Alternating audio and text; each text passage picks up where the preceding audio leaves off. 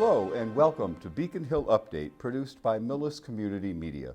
I'm Peter Themistocles. I'm a member of the MCM Board of Directors, and I'm happy to have this opportunity to host and facilitate Beacon Hill Update. This program is a quarterly one-on-one with our elected state representatives. Our program is split into two parts. The first is an unrehearsed question and answer session with a couple of questions from residents, and then we'll turn the mic over to our representative to discuss some of the issues and legislation he's working on. Our goal simply is to present an organic conversation with our elected officials. And Millis is fortunate to have two elected representatives to the Massachusetts State Assembly. Today in Beacon Hill Update, we're happy to welcome Marcus Vaughn, who represents the 9th Norfolk District, which includes Millis, Medfield, Norfolk, Plainville, Walpole, and Brentham. Welcome back, Marcus. Thank you very much, Peter. Nice to be here with you again today. Good to see you again. So let's get right into it. You attended our town meeting on May 7th, and thank you for being there. You heard directly about our fiscal challenges, and just to recap for you and for everyone, overall at that point the town was down slightly less than $1.4 million, and an override vote was needed to cover the SPED funding and also to add police officers, a fire captain, and a DPW worker. Now, 1 week later, on May 13th, the town defeated the Prop 2.5 override by 8 votes. So, in the end, the SPED funding remains to be funded in this town, and cuts have had now to be made in order to get to that. Anyway, given the landscape, let's revisit the two major issues we talked about last time. The first being school funding for special ed, that SPED funding. We had concerns in the town meeting, and now, of course, this town also is faced with additional funding for the Tri-County building, which is just about underway, and then right on the horizon, improvements to our middle and high school here. Given all this budget needs and all the shortages and whatnot, what can we do? What's being done at the state level to help address these gaps? Yes, so obviously huge gap that we need to resolve quicker rather than later. I think Millis is not unique to the budget constraints that we're seeing throughout the Commonwealth, throughout all of my district, throughout all the towns that I serve. We're dealing with similar issues. Budget is down, the allocations are down across the state. Obviously we had a surplus during the last administration, and we are in dire straits at this point, even looking towards fiscal year 25.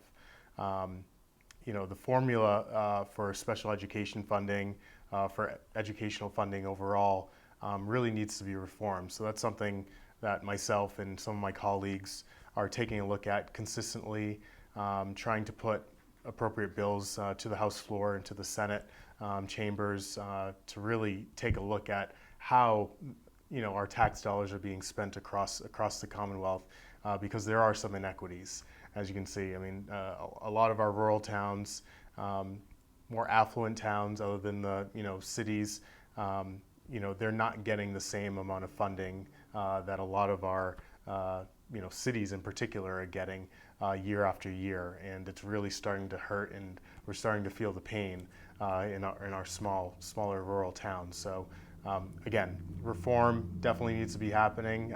We are looking at that every day. The formula to reform. The formula, yes, exactly. What is the formula? Is there one, or is there? No, and there's a per pupil cost that is pretty. We voted to increase that. It was only $30 previously. We appropriated the budget to increase that to $60 per pupil. But overall, grants to the cities and towns, they're not evenly distributed. There's a lot of earmarks out there that some of my colleagues that have been on the Hill for a very long time benefit from, other than some of like myself and other colleagues in the chamber. We speak a lot about equity, but I really don't think there's a lot of equity in the Commonwealth as far as the budgetary process. So the larger process too, the larger right? Process, yes. One bill that, H 2075, I co-sponsored, and that is a reform on the allocation of SPED funding, because obviously, as we know, SPED funding has kind of ballooned out of control, with the last administration allowing special ed funding to increase by that 14%. It's really driven up the cost overall for all of our cities and towns throughout the Commonwealth. So, we first need to get that under control, because that's a major driving factor in all of this, and especially out of district cost for a lot of our children that have special educational needs. If they are sent out of district, that's a huge cost to the town of Millis and our surrounding towns. So, yes. Of course, then now the second major funding issue that came up and continues to come up is the 3A MBTA by right housing mandate. It's in the news, obviously getting pushed back from towns around, but we have an end-of-year deadline to create new bylaws for this, and the current legislature can revisit the one-size-fits-all formula. Can we create amendments to minimize the infrastructure of negative impacts to this mandate, and especially for our small communities? Yeah, so again, that's something that I am looking at, and some of my colleagues, and one size does not fit all of our communities. Right. Millis is a very small community and a budding community to the town of Norfolk, where the MBTA line sits. The allocation of the number of apartments, per acreage. I know the town is looking at, zoning on the downtown corridor. But at the end of the day, this was a mandate, an unfunded mandate that was put in place by our last administration. And unfortunately, this administration now is going the extra step to penalize communities if they don't adhere, with removing grant applications and grant funding. Obviously we need to wait until we see what happens legally with the Milton situation, as they were one of the first communities to vote it down. And I know a lot of, I think the majority of communities have accepted it, have zoned the areas appropriately. It does not mean that you have to build any apartments, but just zone it per the mandate. But I think a lot of communities are still waiting, for the fall to kind of see what happens in Milton and how it, may or may not benefit them for the future. So. Well, thank you. That concludes the first half of the program. Thanks for answering those concerns and questions, and thanks again for attending our town meeting. It's always great to see our elected representatives at those sessions. So now in the second part of our program, let's turn the mic over to you, Marcus, and give us a deep dive into what you're doing over there on Beacon Hill, and what's on the front burner for you. Yeah, so the majority of my time taken up the last, more specifically, the last month and a half or so. If you haven't heard, we have a situation in Norfolk where the governor has allocated the Norfolk Bay State Correctional Facility as an overflow shelter site. A lot of the individuals that will be coming to that site will be from overflow shelter sites that are either closing down or being reallocated, as well as at Logan Terminal E, the international terminal. So we were supposed to receive those individuals right around this time. Just last week, we were notified by the administration that they plan on sending the individuals at the end of the month now. A lot of work still needs to be conducted at the Bay State Correctional Facility, between roofing, getting materials in there, removing barbed wire. That was one of the main elements that they wanted to make sure that, it did not look so much like a prison. I don't know how you do that, because it still is a prison. It was a prison for lifers, medium security prison, but nevertheless, it's still a prison. First in the nation to, put individuals in a prison in this manner. So we've been working hard, myself, my colleagues, to put amendments to the House floor, bills to the House floor, to try to, circumvent the situation that we're in. The right to shelter law for women and children was not supposed to be, in all intents and purposes, used for what is being used today. We do have asylum seekers, but we do have many constituents in Massachusetts that are seeking shelter. Right now on the list, we have over 800 individuals that are on the wait list. So we are capped at 7,500 families, but beyond that, as of last week, we still have 800 families or 800 individuals that are still on that waiting list, which is a significant number of people. And we just don't have the capacity in the state to continue this. And that's part of the reason why we are in this budget shortfall. The House and the Senate continue to allocate, millions of dollars towards this crisis that we're seeing here in the state. Not only people coming from over the border, which is a federal issue, which we definitely need to, make sure we're speaking to our federal partners to come to some sort of agreement to make sure that our borders are secure. But further to that, in the interior of the United States, we have people across state lines that are in dire need, that are actually coming over to Massachusetts because they know that we are a right to shelter law, one of the only, right to shelter states in the entire United States, which obviously, creates an issue for our state as far as budgetary. So There's a lot there. there's a lot to unpack. Yeah, the kettle of fish. I think where maybe my first kind of go to the fact that this is occurring in a prison. And so what is happening, this conversion of this prison into a community, a place to have a community of some kind, is not in prison. And much like Millis, Norfolk is a small community. It's They have small. 11 and a half thousand constituents. The prison itself is next to the Norfolk Correctional Facility, the main prison. Right.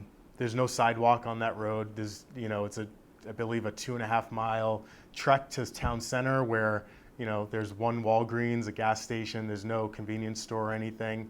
Like I said, no sidewalks. So, those individuals will be free to come and go as they so please. They'll have a curfew.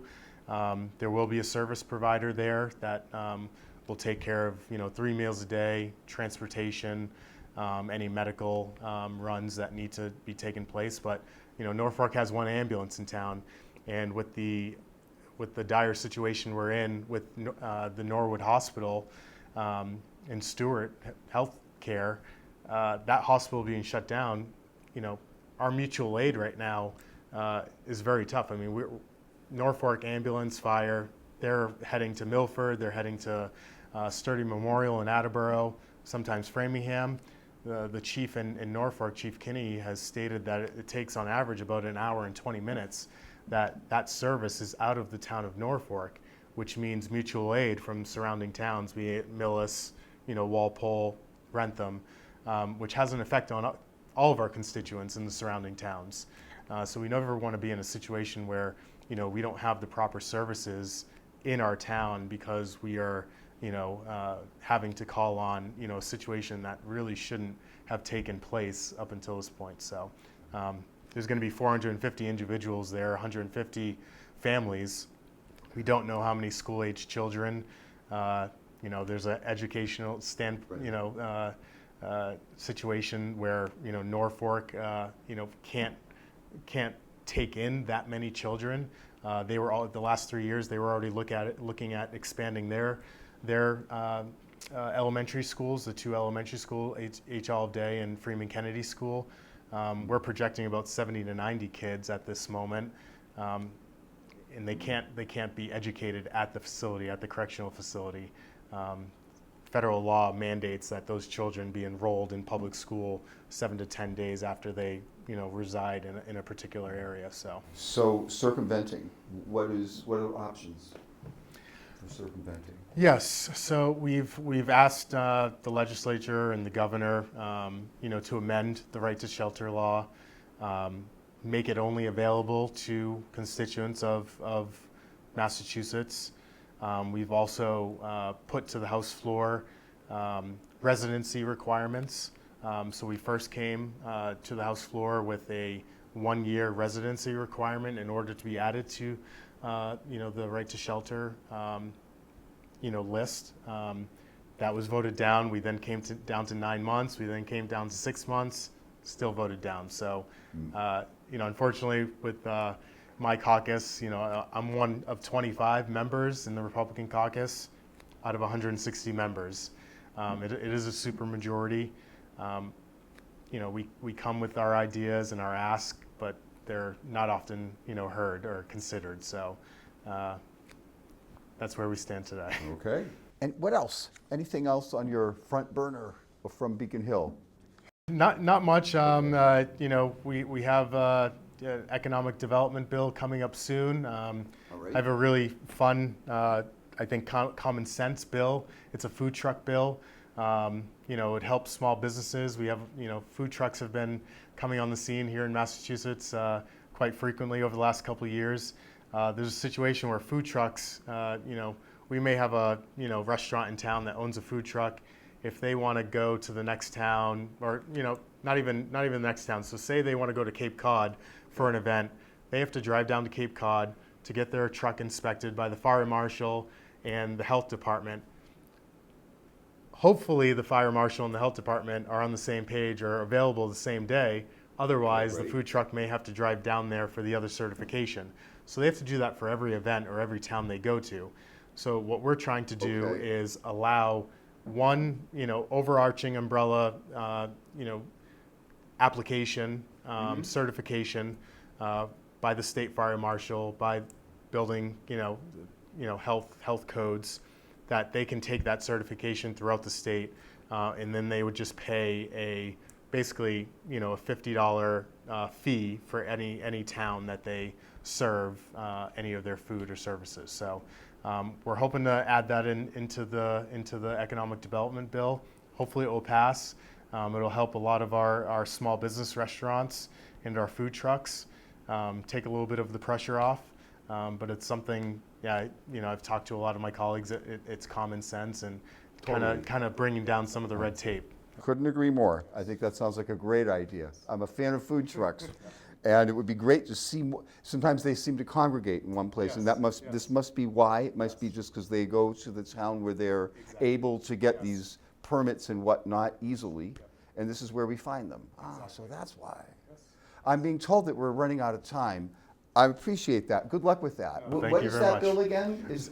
So it's a food truck bill. The food truck bill. Great. We'll keep an eye out for that one. We'll follow up on that. Marcus Vaughn, thank you for chatting with us about your latest efforts at the State House. Much obliged. Now, if our viewers wish to contact you to follow up on any of the information they've heard today, how can they reach you? Yes, pretty easy. My phone number is 774-307-9422, or you can email me at marcus.vaughn@mahouse.gov. Thank you. And that wraps up our conversation with Marcus Vaughn, our elected state representative from the 9th Norfolk District. I'm Peter Themistocles. Thanks for watching.